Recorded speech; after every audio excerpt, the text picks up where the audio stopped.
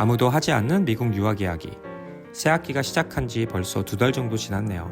유학생들에게는 시기가 매우 중요하다고 생각합니다.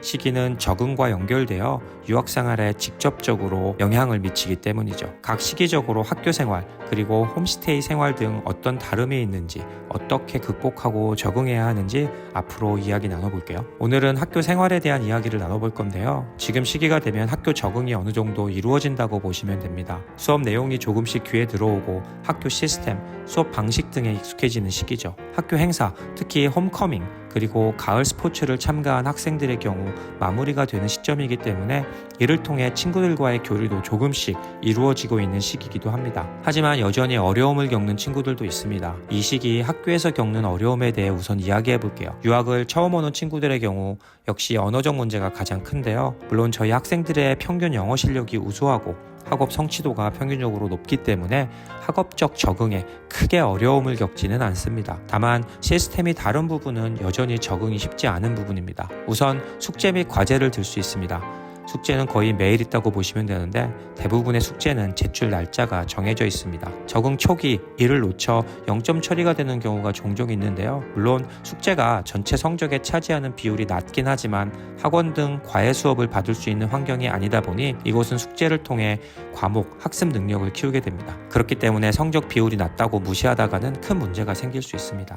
특히 태도적 문제가 제기되기도 하는데요. 숙제를 잘 해오지 않는 경우 학업적인 부분 외에도 수업에 임하는 자세에 대한 문제가 제기될 수 있습니다. 숙제 제출을 제때 못해 0점을 받았을 경우 반드시 과목 선생님께 이메일 혹은 면담을 통해 알려야 합니다. 숙제 제출을 하지 못한 이유를 정확히 설명하고 다시 제출할 수 있는 기회를 줄 수 있는지에 대해 물어야 합니다. 이렇게 물으면 대부분 선생님들은 즉각 반응을 하시고 기회를 주곤 하죠. 물론 점수가 조금 깎이긴 하겠지만 0점보다는 훨씬 낫습니다. 혹시 몸이 좋지 않거나 다른 이유로 학교를 며칠 빠지게 된 경우 밀린 숙제를 한 번에 제출하긴 쉽지 않습니다.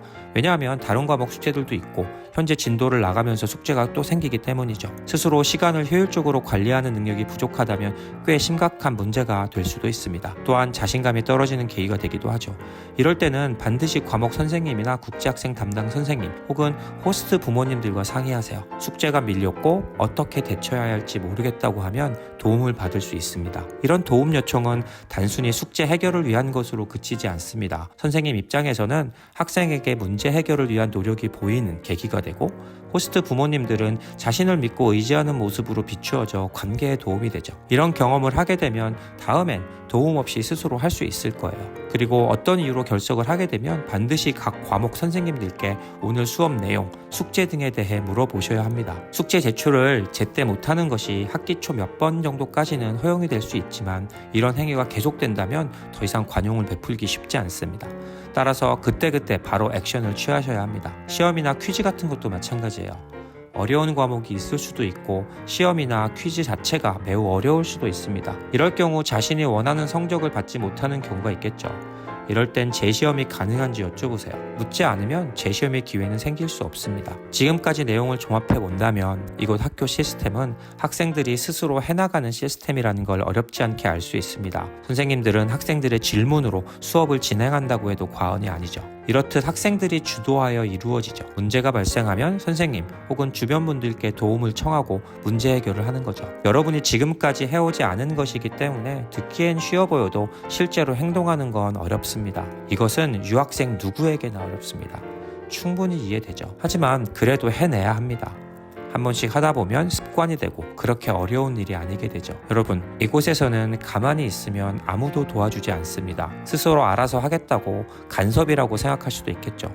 그런데 실제로 스스로 해내는 학생들은 매우 드뭅니다. 하지만 도움을 청하면 생각한 것보다 많은 도움을 받을 수 있습니다. 도움 청하는 것을 어려워하지 마세요. 여러분 주위에 있는 사람들은 도움을 주기 위해 존재합니다. 그리고 도움을 주기를 원하죠. 하지만 여러분을 존중하기 때문에 내 도움이 필요한지 먼저 물어보지 않습니다. 그렇게 요청하지 않으면 나서지 않습니다. 주변 분들께 여러분을 도울 수 있는 기회를 주세요. 오늘은 여기까지입니다. 시청해주셔서 감사합니다.